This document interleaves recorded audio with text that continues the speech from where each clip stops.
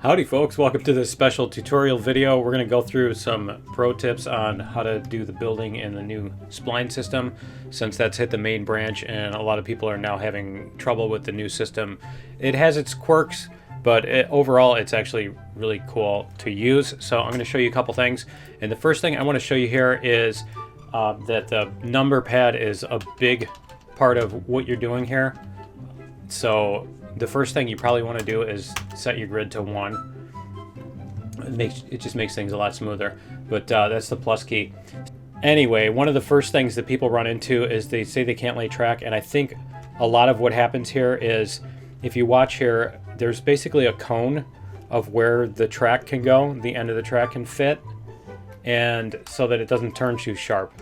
And so basically, if you try to go outside this cone, as you see, it doesn't do anything.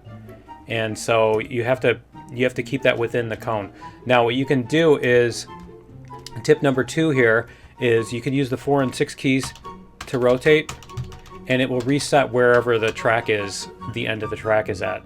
So if you're trying to lay it here and it's not going outside the outside the thing, you can use the 4 and 6 keys, and you can basically just hit 4 and then 6 and it'll reset it for you. The next thing is that you can't lay track that's floating over the terrain, and you used to be able to kind of do that a little bit easier or whatever, and you can't do it now. So if you're trying to lay track here, and let's go like this, and we'll try to lay track that comes off the hill here. Why is it? There we go. It tries to come off the hill here. Now if you look at the bottom, let's change our grid. If you look at the bottom, you'll see it's just barely off the ground. So if you try to place track, I'm clicking and it's not doing anything. It's not going to let me put it there. So what you need to do is you need to choose the appropriate deeper here. The deeper one will lay here. So you can put this one here, and as you see, this one goes a lot farther, and you can lay track there.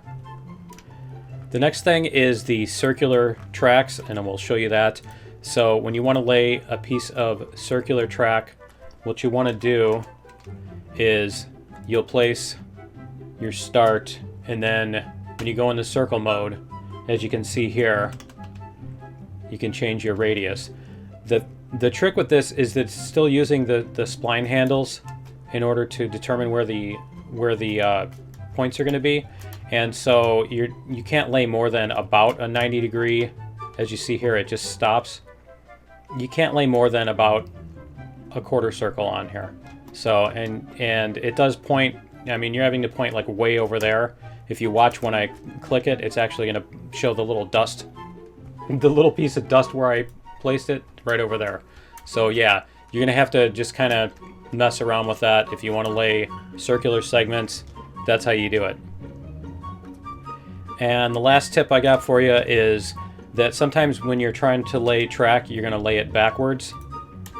And so when you're trying to connect here, see, it's not letting me connect.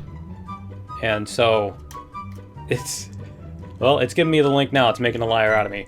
But sometimes it won't want to connect because you're backwards. And so what you can try to do is, again, if you're having problems with trying to get it to link up like this, where was that link?